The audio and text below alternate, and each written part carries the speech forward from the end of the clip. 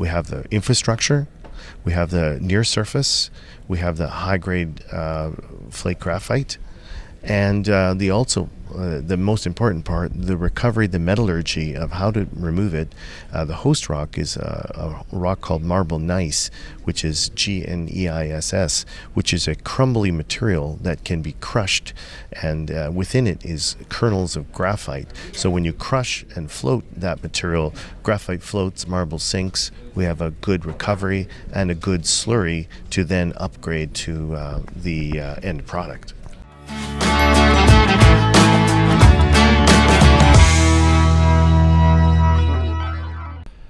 Hello, this is Florian Munsch. I'm here at the PDAC conference in Toronto 2020.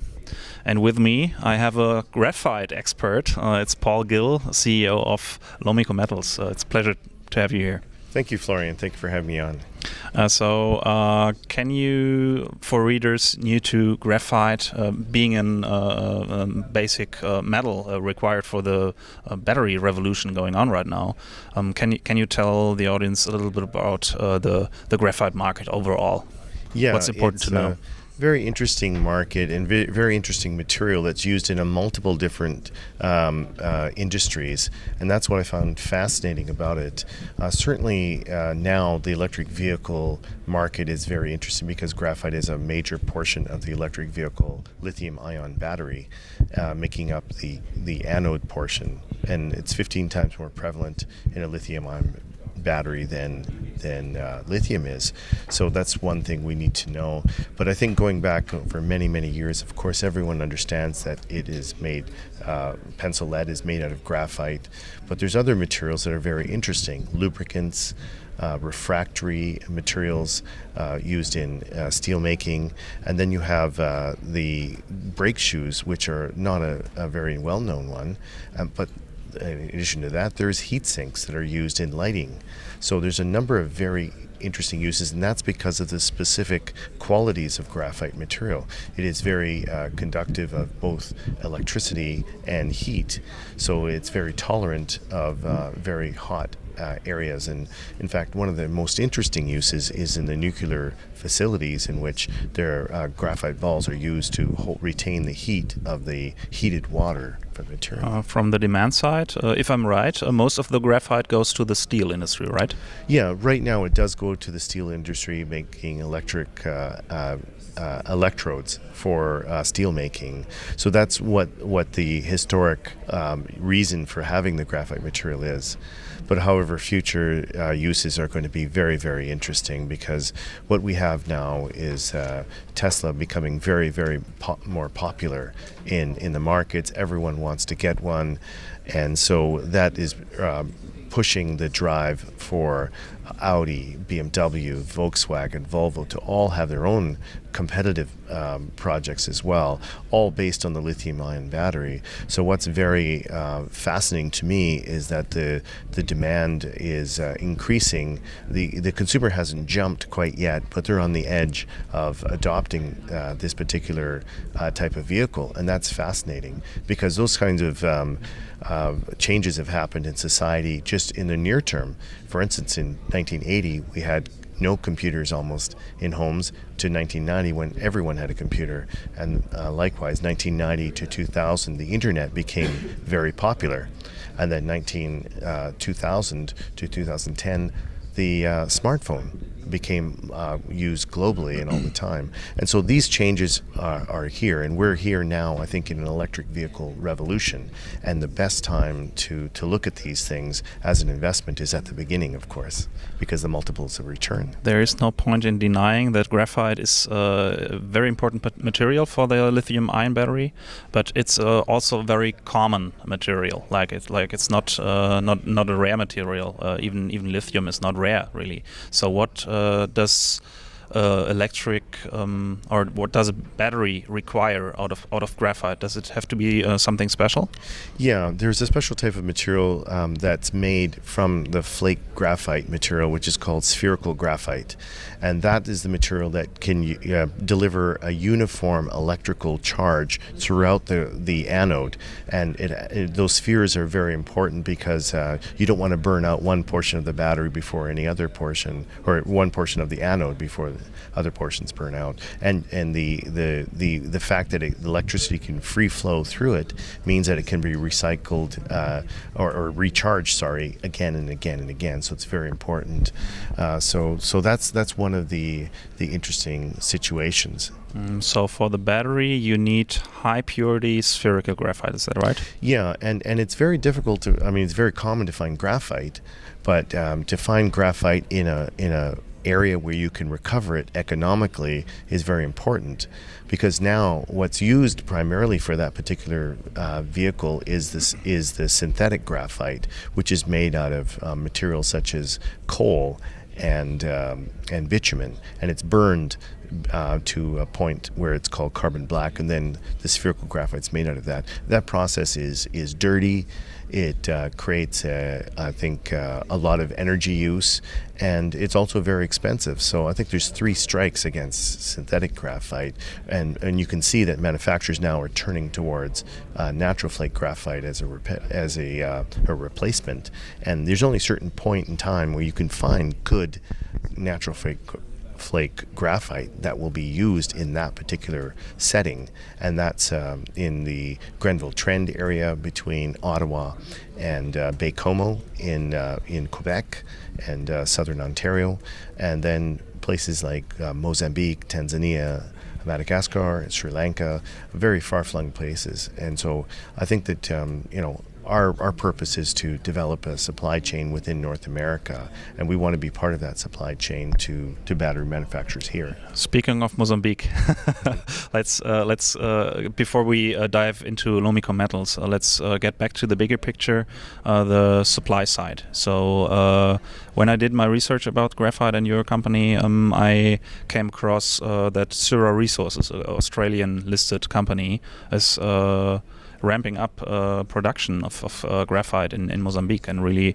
kind of flooding the market. Is that a threat for the graphite market? Yeah, in fact, the story has already played out a little bit, because what's happened now is Syrah has ramped up, and their actual product isn't as good as they thought, and so they're getting lower and lower prices for it. In fact, I think they were selling it for less than they produce it for. So that's a big problem, and that's a problem with a sizable size deposit where you haven't defined the various different locations of the high-grade flake. So you need to be very careful and very pragmatic about mapping out the situation, and throwing money at it doesn't always help. You need expertise. You need to be specific as to where the high-grade graphite is, and those two combinations must occur at the same time. High concentrations of carbon, meaning 99.99%, and a considerable flake size. And that's where Syrah, I think, fell off, is that they were rushing, assuming that there was going to be a race and they were going to be first. They ended up overproducing, and now they're actually closing down a little bit of the production and retooling it a little bit. But it's been very expensive for them, and an expensive lesson in the hundreds of millions. So we don't want to repeat those mistakes. Of course, in our progress, we want to be very careful and very pragmatic about how we approach the market, because it is a long-term play. You have to survive the ups and downs, of course, in any market. I understand. And Lomiko is particularly positioning itself for the North American market. You told me that. Yeah. So would you elaborate on your projects, please? Yeah, I think that what we've looked at is a location in which we have infrastructure in place close to a seaport, something that is reachable by highway and road, so it can be extracted easily to the customer, whether it be in the east coast of North America or somewhere else in Europe. But those are key components. But also high-grade material, close to surface, a large footprint so we can continue to develop and remediate certain pits within the project, because that was the idea, is to do small open pits that are less environmentally damaging and then remediate those pits so they become small lakes. Instead of having a long-term, large-scale production which causes noise and dust problems. So I think we have found that deposit in La Lutte. It's 117 kilometers from the port of Montreal, 53 kilometers from the production site of Imerys Carbon and Graphite, which is also a multinational company that is that's producing north of us. And so we're in sort of a Goldilocks zone. So the whole region is famous for graphite, essentially. And what is special about your project? Is it the scale, the size? Is it the purity? Yeah, I think that there's a number of projects that have a number of different things going for them, but we have, I think, everything going for us. We have the infrastructure, we have the near surface, we have the high-grade flake graphite, and the most important part, the recovery, the metallurgy of how to remove it. The host rock is a rock called marble gneiss, which is GNEISS, which is a crumbly material that can be crushed, and within it is kernels of graphite. So when you crush and float that material, graphite floats, marble sinks. We have a good recovery and a good slurry to then upgrade to the end product. What's your business plan to develop this project? What's up for the next, let's say, 2 years? Yeah, right now we're at a very critical time, because what we've done is we've drilled one deposit out, one area out that is defined as a resource. It's coming in at about 3.25% over 35 million tons. Which is a large deposit, but not necessarily something we want to jump into right away. What we looked at is another area, the refractory zone, which is higher grade, has a good tonnage footprint, but also will within the concept of having multiple open pits that are small rather than large, we'll be able to produce 3 or 4 of those open pits that are high grade, produce about 1 million tons each, and then be able to go deeper in those areas. And that, I think, is a viable plan, environmentally friendly, sustainable, and acceptable, I think, once we roll it out. Okay, let's dive a little bit into the finances and the shareholder structure and so on. You recently closed the financing, if I'm right?